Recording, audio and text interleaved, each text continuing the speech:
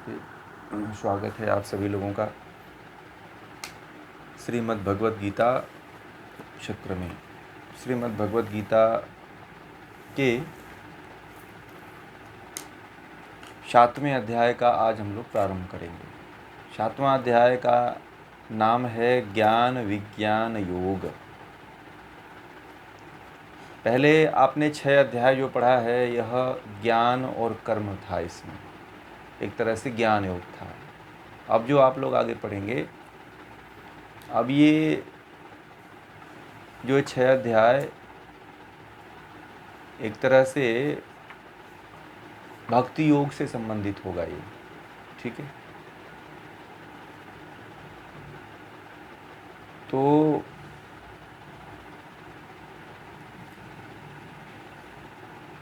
भक्ति जो है क्या है, भक्ति के बारे में आप लोगों ने नाम बहुत सुना है ना। तो एक तरह से जो है यह जो 7वां अध्याय है यह एक तरह से भक्ति योग के बारे में विशेष तरह से बात करता है। तो इसमें हम लोग भक्ति योग क्या है, भक्ति कैसी करनी चाहिए, किस तरह से परमात्मा की साधना करनी चाहिए, किस तरह से एक व्यक्ति भक्ति करके परमात्मा को प्राप्त कर सकता है और भक्ति कौन कर सकता है, यह भी प्रश्न उठता है कि भक्ति कौन करे और कौन कर सकता है, और भक्ति करके कौन जो है परमात्मा तक जो है पहुंच सकता है। यह तमाम प्रश्न अर्जुन के भीतर भी आते हैं और आपके भीतर भी उठते हैं कि क्या भक्ति हम करेंगे तो परमात्मा तक पहुंच पाएंगे या नहीं पहुंच पाएंगे, या कितने लोग भक्ति करके परमात्मा तक पहुंच पाए हैं, या कितने लोग ऐसे हैं जो परमात्मा तक नहीं पहुंच पाए हैं। ये तमाम ऐसे प्रश्न हैं।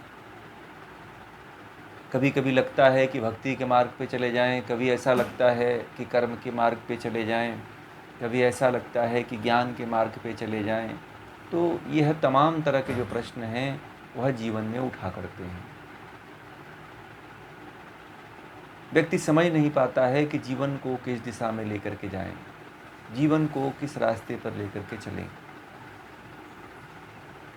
इन्हीं सब समस्याओं को देखते हुए भगवान श्री कृष्ण ने जो मानव कल्याण के लिए, मानव मात्र के लिए जो गीता की रचना किया है, गीता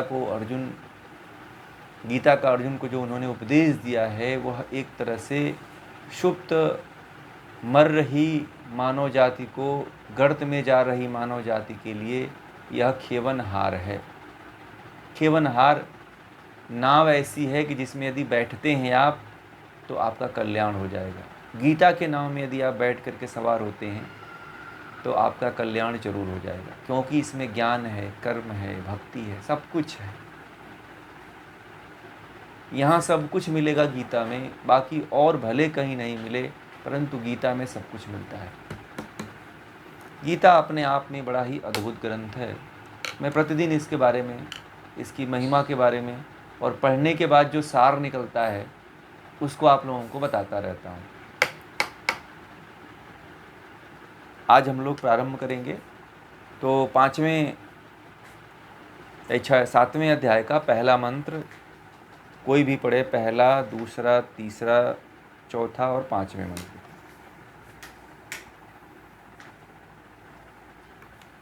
हाँ, एकदम पढ़िए।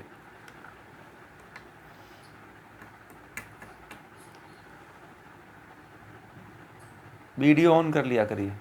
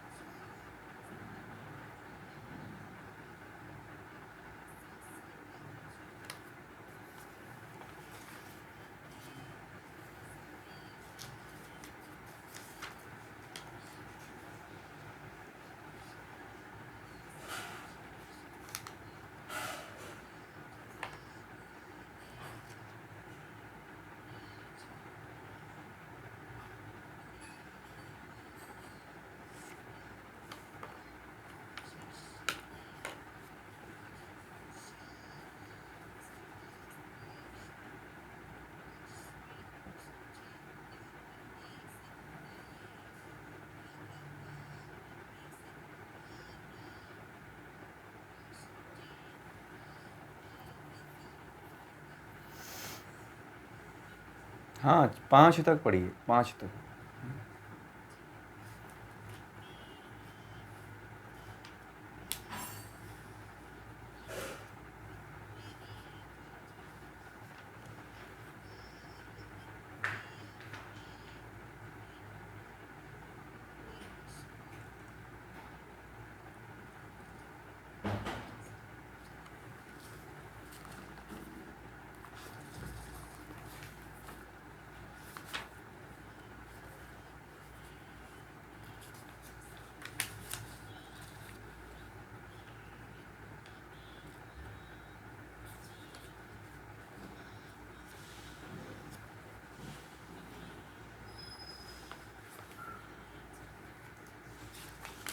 बहुत बहुत धन्यवाद आपका, बहुत अच्छा आपने इसका पठन किया।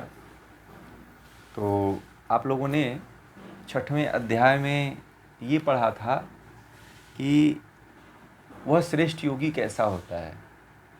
अब अर्जुन ये कह रहे हैं, ये जो पहला अर्जुन उवाचः, अर्जुन के कहने का मतलब ये है कि जिसको आप सर्वश्रेष्ठ योगी मानते हैं वैसा मैं भी बन सकता हूँ क्या। अर्जुन भगवान श्री कृष्ण से ये कह रहे हैं कि क्या जिसको आप सर्वश्रेष्ठ योगी मानते हो, क्या मैं वैसा बन सकता हूँ। इतना ज्ञान देने के बाद 6वें अध्याय में थोड़ा सा पीछे ले चलता हूँ मैं आपको। तो भगवान श्री कृष्ण कहते हैं कि हाँ जरूर बन सकते हैं। फिर आगे इसका तात्पर्य यह है कि भगवान ने कहा, फिर भगवान श्री कृष्ण ने कहा, हे पार्थ मुझ में ही आसक्त मन वाला और मेरी ही आश्रय लेकर मेरा भजन करते हुए तू निसंदेह मेरे समग्र रूप को जान जाएगा। तू जिस प्रकार मेरे समग्र रूप को जानेगा वह तुझसे मुझसे सुन। उस समग्र रूप को जानने के लिए मैं तुझे विज्ञान सहित ज्ञान संपूर्णता से कहूँगा, जिसको जानकर फिर तेरे लिए इस मनुष्य लोक में कुछ भी जानना बाकी नहीं रहेगा। ठीक है। जब उन्होंने पूछा कि क्या मैं श्रेष्ठ योगी बन सकता हूँ, क्या जिस तरह से आप जिन श्रेष्ठ योगियों की बात कहे हैं कि यह श्रेष्ठ योगी होते, पिछले अध्याय में सब आपने जाना ना, तो क्या मैं भी उन श्रेष्ठ योगियों की तरह श्रेष्ठ योगी बन सकता हूँ। तो भगवान श्री कृष्ण ने कहा जरूर। तो इसके लिए भगवान श्री कृष्ण ने कहा कि हे पार्थ, कर्म फल में मन को आसक्त न करके तू कर्म फल में अपने मन को मत लगा। किसमें? कर्म फल में। अपने आप को कर्म फल में मत लगा और मुझ में मन को आसक्त करके। किसमें लगा? कर्म फल की इच्छा में मत लगा, मुझ में मन को आसक्त कर ले। किसमें? मुझ में, यानी कि ब्रह्म में। भगवान श्री कृष्ण जब अपने में कह रहे हैं तो आप ये समझना आप लोग कि ब्रह्म में कह रहे हैं। तो कह रहे हैं कि अपने आप को जो है ब्रह्म में आसक्त कर, ब्रह्म के बारे में चिंतन कर, ब्रह्म के बारे में सोच, ब्रह्म के बारे में बातें कर, ब्रह्म के बारे में सब कुछ कर। और कहते हैं कि संसार के भौतिक पदार्थों का आश्रय न लेकर, और ये भी है कि यदि तू मेरा चिंतन करता है, मेरे प्रति आसक्त होता है, तो संसार के किसी भी भौतिक पदार्थ का आश्रय मत लेना, मेरा आश्रय लेकर। ऐसा नहीं कि आप भौतिक पदार्थ का मतलब जैसे आपने संसार में कोई मूर्ति बना दिया, ठीक है, तो आप मूर्ति को ही, मूर्ति तक ही सीमित मत रह जाना। बात समझ में आ गया? कहने का मतलब भगवान श्री कृष्ण का ये है कि यदि तू मुझ में मन को यदि आसक्त कर रहा है तो संसार के भौतिक पदार्थ का कभी आश्रय मत लेना। तो ये मूर्ति भी क्या है, माला भी क्या है, चढ़ावा भी क्या है, भोग भी क्या है। हम लड्डू का भोग लगाते हैं, पेड़े का भोग लगाते हैं, तो ये क्या है? ये संसार के भौतिक पदार्थ है ना, इसका आश्रय लेकर के ब्रह्म तक जाना चाहते हैं ना। तो कहते हैं भगवान श्री कृष्ण की तू इनका आश्रय मत लेना, तुम आगे क्या कहते हैं कि मेरा आश्रय लेकर तुम केवल मेरा ही आश्रय लेना। जी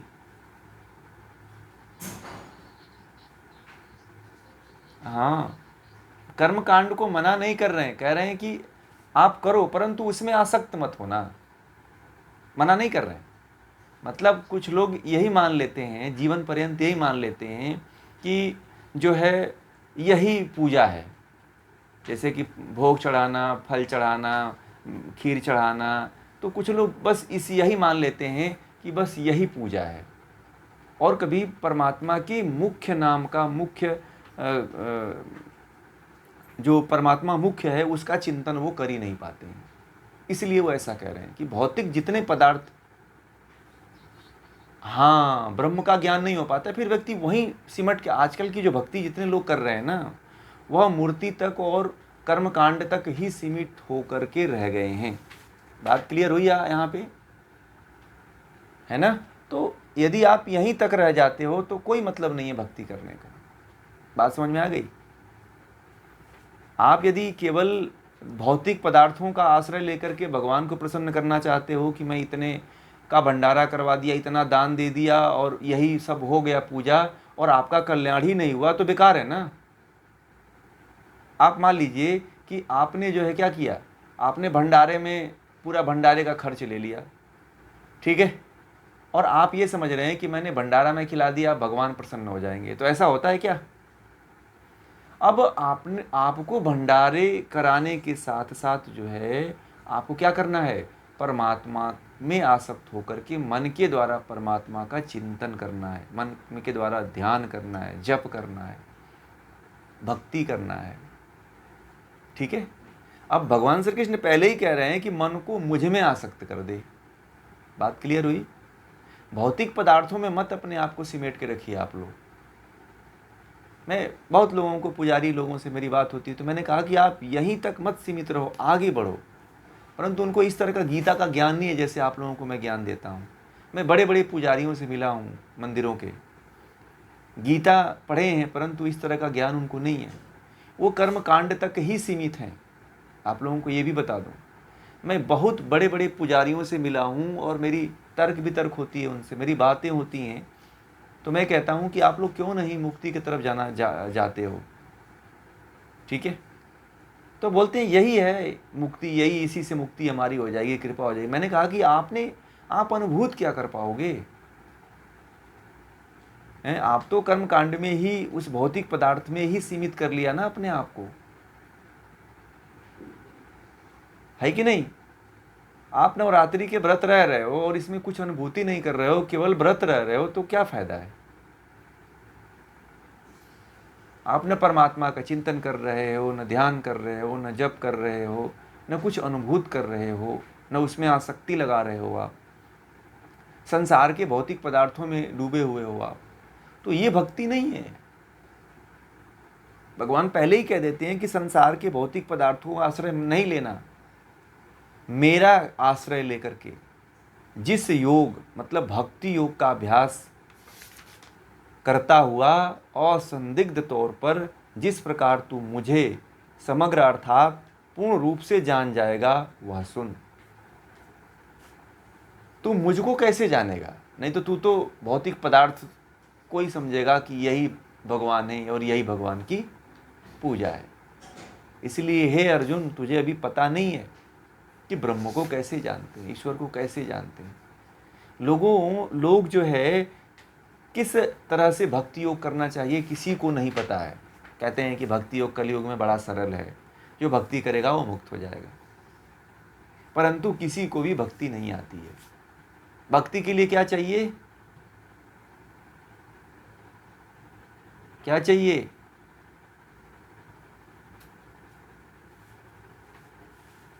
ज्ञान चाहिए। और क्या चाहिए? और कुछ बोला था मैं, याद है किसी को? भक्ति करने के लिए भक्त वही बन सकता है जिसको ज्ञान के समर्पण, श्रद्धा और समर्पण, ये लिखा होगा आप लोगों ने, अपना नोट देखिएगा क्या मैंने बोला है। तो आपको, हाँ, श्रद्धा भाव, तो ये आपके अंदर होना चाहिए, भौतिकता में नहीं जुड़ना चाहिए, तभी भक्ति योग का अभ्यास हुआ। असंदिग्ध, यदि असंदिग्ध तौर पर जिस प्रकार तू मुझे समग्र अर्थात पूर्ण रूप से जान जाएगा, वह तू सुन कि मुझे कैसे जानेगा भक्ति के माध्यम से। अब भगवान श्री कृष्ण जो है दूसरे श्लोक में बताते हैं कि तू मुझको कैसे जानेगा। ठीक है, तो कहते हैं कि जब ऐसी बात है तो फिर जब मनुष्य आपके समग्र रूप को क्यों नहीं जान लेते। अब अर्जुन ये भी कह रहे हैं कि यदि आप ये कह रहे हो कि मेरी भक्ति योग को जान, तो मनुष्य आपके आपके समग्र रूप को क्यों नहीं जान पाता है। तो आगे वो कह रहे हैं कि भक्ति किस तरह से करोगे, जब तक आपकी परमात्मा के समग्र रूप को आप नहीं जानते हो तब तक आप भक्ति नहीं कर पाओगे। ध्यान रखना, जब तक आप परमात्मा के समग्र रूप को नहीं जानते हो तब तक आप भक्ति नहीं कर पाएंगे। ध्यान रखिएगा। तो आगे कहते हैं कि मैं तुझे यह सारा विज्ञान सहित ज्ञान बतलाऊंगा, जिसे जान लेने के बाद इस लोक में जानने को फिर और कुछ शेष नहीं रह जाता। हे अर्जुन, मैं तुझे ऐसा विज्ञान सहित ज्ञान बताऊंगा जिसे जान लेने के बाद इस लोक में और जानने के लिए कुछ बचेगा ही नहीं। वह ज्ञान मैं तुझे बताऊंगा, और आप लोग भी वही ज्ञान को जानें, वही ज्ञान को समझें जिसको जान करके मुक्त हुआ जा सकता है। ठीक है,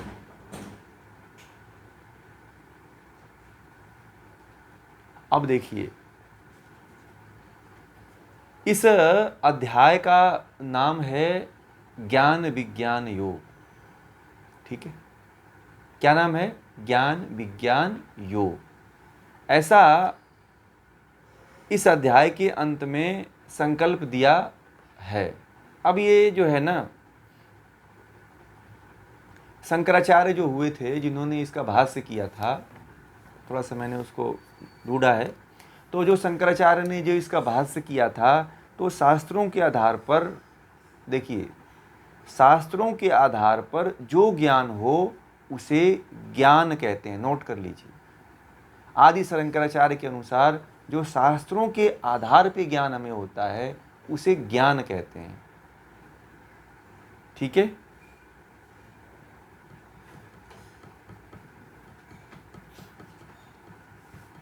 ये बहुत महत्वपूर्ण विषय है, सभी लोग अच्छी तरह से नोट कर लेंगे। और आत्मा साक्षात्कार के आधार पे, लिख लीजिए, आत्म साक्षात्कार के आधार पर जो ज्ञान हो उसे विज्ञान कहा जाता है। अब समझ में आ गया विज्ञान, ज्ञान विज्ञान किसको कहते हैं? आपका जो आप लोग विज्ञान पढ़ के आए हो वो नहीं।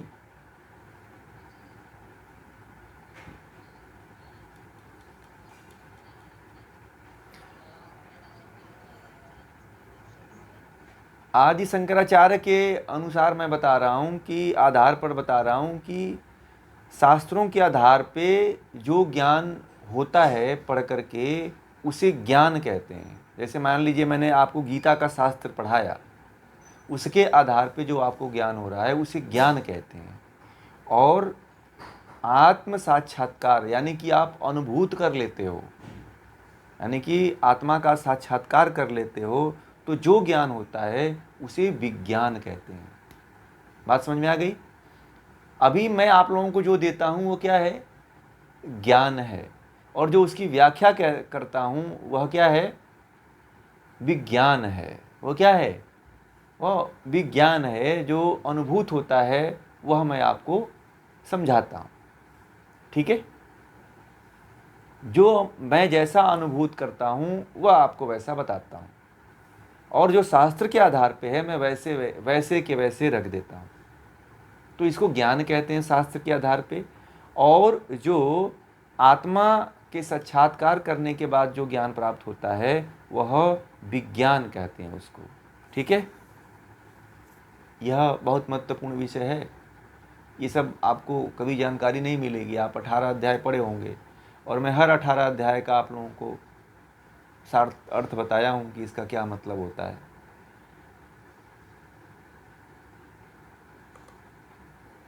पहले आत्मा का साक्षात्कार होता है, उसी को विज्ञान कहते हैं। परमात्मा वाला की बात भी छोड़ दीजिए, ठीक है, उसी को विज्ञान कहते हैं। वही व्यक्ति, विज्ञान का मतलब कि विवेक ज्ञान, ठीक है, वहां पे विशेष ज्ञान की प्राप्ति होती है योग सूत्र के अनुसार, ठीक है। ऋतंबरा नामक प्रज्ञा जाग जाती है, ठीक है, एक तरह से योग की भाषा में बता रहा हूं। अब आगे तीसरे श्लोक में भगवान श्री कृष्ण कहते हैं कि हजारों मनुष्यों में से कोई एक योग की सिद्धि के लिए यत्न करता है। पता है, आप लोग 1500-2000 लोगों में से मात्र 18 लोग जो है गीता का पाठ पढ़ रहे हैं। मेरे साथ लगभग फेसबुक से लेकर के, फेसबुक में 5000 लोग हैं, 5000 से ऊपर हैं। योग व्हाट्सएप पे कम से कम 1000 से ऊपर लोग हैं, परंतु उसमें से मात्र जो है लोग 18 लोग जुड़ते हैं। तो आप लोग उन 5000 और 1000 यानी कि 6-7 हजार लोगों में से विशेष हो। कन्फर्म हुआ? भगवान श्री कृष्ण कहते हैं कि हजारों मनुष्यों में से कोई एक योग की सिद्धि के लिए यत्न करता है। तो आप लोग उन हजारों में से एक हो जो योग के लिए इतना समय दे रहे हो, इतना अपना मन लगा रहे हो और इसमें यत्न कर रहे हो, प्रयत्न कर रहे हो, ठीक है। तो आप उन हजारों में से श्रेष्ठ हो। और लगभग ऐसे देखा जाए तो कम से कम मुझे जो है 10,000 से ज़्यादा लोग मेरे संपर्क में हैं जो सुनते हैं, जानते हैं, ठीक है। तो उन तक ये बातें पहुंचती है, परंतु वो अवॉइड कर देते हैं, वो देखते नहीं हैं, न सुनते हैं, न इसके प्रति ध्यान देते हैं, ठीक है, कि ये गीता का कोर्स चल रहा है और हमें गीता पढ़ना चाहिए। वो इसके प्रति कभी सोचते भी नहीं है, न ध्यान देते हैं, ठीक है। तो कहते हैं कि हजारों मनुष्यों में से कोई एक योग की सिद्धि के लिए यत्न करता है, और जो लोग यत्न करते हुए योग की सिद्धि कर लेते हैं उनमें से कोई एक ही मुझे तात्विक रूप से जान पाता है। बात समझ में आ गई? अब आप लोगों में से कौन तात्विक रूप से जानेगा, यह बहुत बड़ी बात है।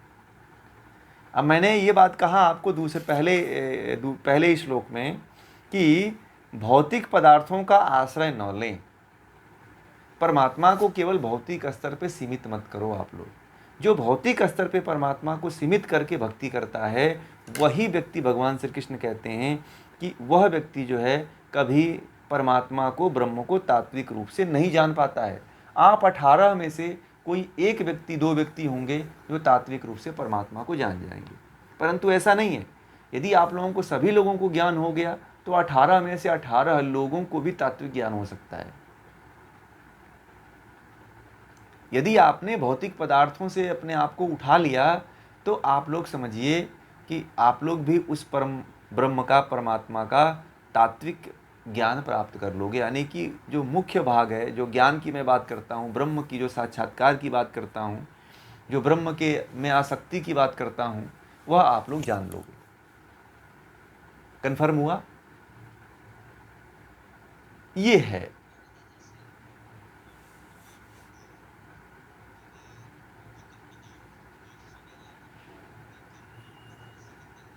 जी जी। हम्म।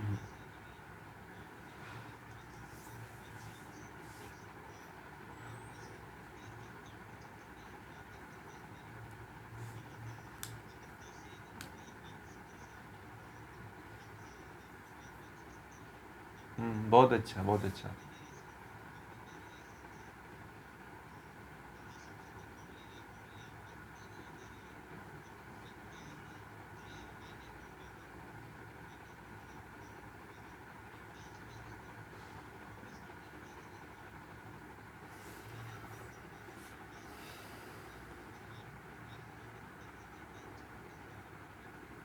तो परमात्मा के प्रति ना इंडल्ज रहने से कुछ नहीं होगा, आसक्ति लगा लीजिए।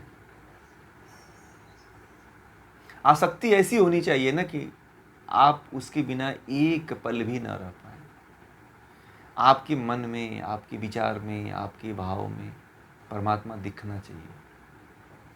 ठीक है, तब आप समझो कि ये जो भगवान श्री कृष्ण कहते हैं, जो तात्विक दृष्टि की बात करते हैं, वह तात्विक दृष्टि आपको प्राप्त हो जाएगी। तात्विक दृष्टि ऐसा नहीं है कि आप नहीं कर पाओगे, आप लोगों में से कोई नहीं कर पाएगा, कर लेगा। इसमें से सभी लोग कर लेंगे, क्योंकि ये जो मैं आप लोगों को जो विषय बताया हूँ, इसमें कोई कठिन शब्द मैंने यूज ही नहीं किया है, कठिनता कहीं लाया ही नहीं है कि आपको इसको समझने में और आपको परमात्मा तक जाने में कोई परेशानी होगी। किताब में कठिनता है, किताब में ये सारी चीज़ें नहीं हैं। मैं आप लोगों को बताया कि आत्म साक्षात्कार, ज्ञान और विज्ञान के बारे में बताया कि ज्ञान विज्ञान क्या है।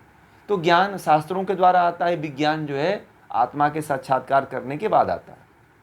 ठीक है, तो जो अनुभूत होता है वह मैं आप लोगों के सामने रखता हूं। ठीक है, अब उसमें क्या होता है कि अब जब व्यक्ति तात्विक दृष्टि से ईश्वर से जुड़ता है, तो वह ज्ञान जो है स्वतः व्यक्ति के भीतर उतरने लगता है। ठीक है, आप परमात्मा से जुड़ करके देखो एक बार, दुनिया से मत जुड़ना, परमात्मा से जुड़ कर देखिए, परमात्मा से आसक्ति लगा करके देखिए। जैसे लोग कहते हैं ना, जैसे प्रेमी प्रेमिका बात करते हैं आपस में कि मैं तेरे बिना नहीं रह पाऊंगा, मैं तेरे बिना मर जाऊंगा, तो ये तो फलाना डिकाना, तो ऐसी जो बातें करते हैं, वही बातें जो है यदि वह परमात्मा से कर लें तो मुझे लगता है कि बड़ा आसान है परमात्मा तक पहुंचना, क्योंकि वो तो अभ्यास ही है ना इसके। परंतु ये छल और स्वार्थ के पीछे होकर के ये बातें ना कहा करें। परमात्मा से ऐसी छल कभी मत करिएगा। किसी व्यक्ति से छल करने का कर लेंगे तो वो पाप आपको मिलेगा, परंतु यदि परमात्मा से ऐसा आपने छल कर दिया तो परमात्मा फिर आपको कभी अपना आनंद दे नहीं पाता है। परमात्मा से कभी छल मत करिएगा, क्योंकि परमात्मा सब कुछ जान रहा है। परंतु परमात्मा फिर भी न्यायकारी, बड़ा दयालु है। परमात्मा कहते हैं कि आप परमात्मा को भी गाली देते हो, परमात्मा से भी छल करते हो, फिर भी परमात्मा आपकी रक्षा करता है। देखते हैं आप लोग, मैंने बहुत लोगों को सुना है, थोड़ा सा बारिश हो जाए तो परमात्मा को गाली देने लगते हैं, कहते अरे भगवान मिल जाए तो बताएं इसको, हम इतने दिन से पानी बरसा रहा है। ठीक है, मैंने कई लोगों के मुंह से सुना है, अगर उनका कुछ सही नहीं हो रहा है तो भगवान को गाली देते हैं। अब गाली देने के बाद भी भगवान आपके आगे पीछे दिन रात आपकी रक्षा करता है ना। ईश्वर कितना महान है, आपने कभी महसूस किया? आप लोग, इतनी उसके अंदर महानता है कि आप उसके बारे में सोचोगे तो सोचते रह जाओगे। तो इसीलिए तो कह रहा हूं कि परमात्मा में आसक्त होइए। दुनिया में किसी व्यक्ति के प्रति यदि आसक्त होते हैं तो हमेशा जो है आप भौतिक जगत में ही रह करके खत्म हो जाएंगे, नष्ट हो जाएंगे। और जो व्यक्ति परमात्मा में आसक्त हो जाता है वही व्यक्ति मुक्त हो पाता है, आत्मा को जान पाता है। इसलिए जो है परमात्मा में बहुत कम लोग हैं जो जा पाते हैं। और आप लोग प्रयासरत हो, आज नहीं तो कल तो जाओगे ही जाओगे। ठीक है, ऐसा नहीं है कि आप लोग नहीं जाओगे, परंतु ये ध्यान रखना कि इस ज्ञान को मिटने मत देना। ज्ञान को मिटने के लिए इस पे चर्चा करना, इसका चिंतन करना, भगवान की भक्ति करना। ठीक है, आप लोग जुड़े रहना। सत्संग जीवन में कभी नहीं छोड़ना चाहिए। जीवन में यदि ना संगति मिलती है तो संगति को कभी व्यक्ति को छोड़ना नहीं चाहिए। ठीक है, यदि गीता की संगति मिलती है तो फिर चाहे कुछ भी आपको इसका मूल्य अदा करना पड़े, उसको अदा करके आप उसकी संगति में शामिल हो जाइए।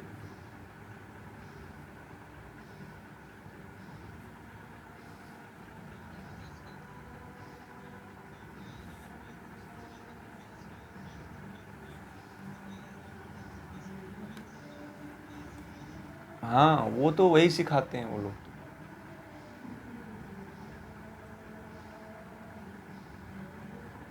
अब उनको क्या है कि अब क्या कहेंगे उनको, वो लोग तो केवल ये सोचते हैं कि लोग हमसे जुड़े रहें। वो अपना फॉलोअर बढ़ाते हैं, टीआरपी बढ़ाते हैं। उनके यहाँ वो आपसे बड़े बड़े दान लेते हैं, आपसे वो करते हैं। तो लोगों को लगता है कि आपका नाम ले लेते हैं, आपसे चढ़ावा चढ़ा लेते हैं, तो लगता है आपको भी संतुष्टि मिलती है कि मैंने कुछ किया है, और वह वहीं पे ठग लेते हैं। ठीक है, एक तरह से वो ठगना ही हुआ, समझ रहे हैं ना। आपको क्या मिला? अब इतने दिन से पढ़ रहे हो आप लोग, गीता का 6 अध्याय पढ़ लिया, आप लोगों को बहुत कुछ मिला है।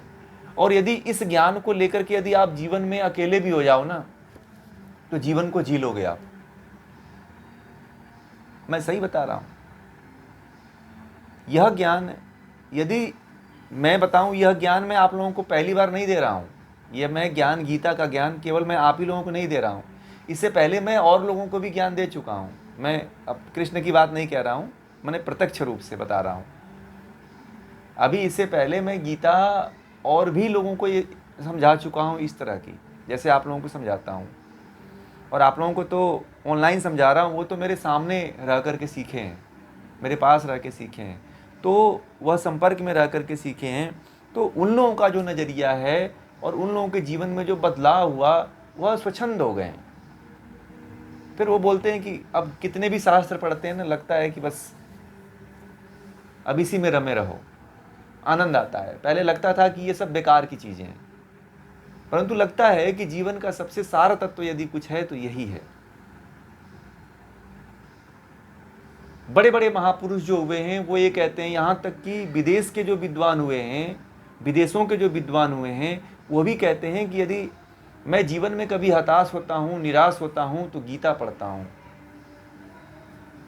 ठीक है, परंतु जब पढ़ने से इतना होता है, यदि कोई समझाने वाला मिल जाए तो फिर सोने पे सुहागा हो जाएगा। फिर तो उस आदमी का कल्याण होना ही होना है। ठीक है, और हम तो आप लोगों के साथ अवेलेबल हैं। यदि कोई ऐसी शंका समाधान हो जीवन में, तो आप कभी भी, हमारा द्वार खुला है।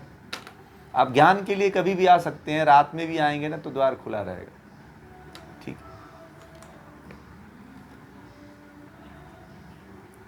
हाँ जी,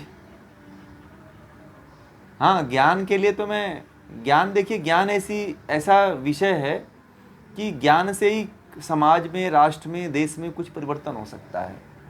और कुछ ऐसी चीज़ नहीं है जिससे कि परिवर्तन किया जा सकता है। आप क्या करोगे? धन दौलत का, रुपये का, पैसे का परिवर्तन दे करके क्या करोगे? कोई आएगा, मंदिर बनवा दोगे तो कोई आता है तोड़ देता है। ठीक है, तोड़ के चला जाता है, फिर लड़ाई होती है, झगड़े होते हैं, मारकाट होते हैं, है ना। परंतु ये ज्ञान को कोई मिटा पाएगा क्या? ये बताओ आप लोग, इस ज्ञान को कोई मिटा पाएगा क्या? कोई हथियार नहीं काट पाएगा आपका। यह ज्ञान आपके साथ जाने वाला है। कोई भौतिक पदार्थ नहीं है जो मिट जाएगा। दुख उसको होता है जो भौतिक पदार्थों पर टिका हुआ। अपने जीवन को जो व्यक्ति भौतिक पदार्थों पर टिका देता है, उसी को चिंता करनी चाहिए। आपने तो परमात्मा में टिका दिया है अपने आप को, फिर आपको तो कभी चिंता ही नहीं होगी। यदि मैं ये लोगों को कहता हूं कि जीवन में ऐसा कुछ कार्य कर जाइए ना कि जब मृत्यु हो ना, तो दुख ना हो मरने का। मरने का दुख किसको होता है? जो व्यक्ति कुछ नहीं जीवन में कर पाता है। यदि आप लोगों ने जिस दिन गीता पढ़ लिया ना, ठीक है, आप लोगों की तरह एक हैं जो मेरे साथ गीता पढ़े हुए हैं, तो कहते हैं ना कि अब मुझे लगता है ना कि अब मैं मर जाऊंगा ना तो सुकून से मरूंगा मैं। ठीक है, उनकी उम्र जो है 70 साल की है। ठीक है, उन्होंने गीता मैंने जब पढ़ाया तो वो सुनते थे, बैठ के बड़े ध्यानपूर्वक सुनते थे। तो हमारे दादा से भी मतलब पहले ही हैं, अभी मेरे पिताजी की उम्र के हैं वो भी। तो उस समय जो है वो मतलब वो अध्ययन किए, तो बोलते हैं कि अब मुझे लगता था ना कि जब मुझे लगता था कि मर जाऊंगा तो मेरा क्या होगा। परंतु अब ये कहते हैं वो कि अब मुझे लगता है ना कि मर जाऊंगा ना तो लगता है कि मुझे अब मैंने जीवन में कुछ प्राप्त कर लिया, दुख नहीं होगा मुझे। तो जीवन में हर व्यक्ति के अंदर कब ऐसा होता है? जब व्यक्ति ज्ञान को प्राप्त करता है। आप ज्ञान को नहीं प्राप्त करोगे, आपका जीवन ऐसे ही खाली कर्मकांड में, जैसे राजन जी ने कहा कि बाहर जाओ तो सब कर्मकांड ही सिखाते हैं। हाँ, कर्मकांड में भगवान श्री कृष्ण भी ये बात कह रहे हैं कि कर्मकांड करो आप, परंतु कर्मकांड तक सीमित नहीं रहना है। ठीक है, कर्मकांड से ऊपर उठना है। अब आप जीवन में, अब जैसे कि किसी पंडित के पास चले जाइए, तो वह पंडित जो होता है वो आगे ऊपर नहीं उठ पाता है। क्यों? वो पूजा पाठ तो डेली करता है, बहुत नियम से करता है वो, और दूसरे का करवाता भी है। देखिए, पंडित भी बुरे नहीं है, मैं तो उनको भी बुरा नहीं कहता हूँ, क्योंकि देखिए वो लोग भी अज्ञानता में हैं और अज्ञानता के माध्यम से अपने आप को, अपने धन को इकट्ठा करना चाहते हैं, परंतु ये भी गलत है। मैं जो है उनको दोषी नहीं मानता हूँ, उनको ये मानता हूँ कि उनकी अज्ञानता है।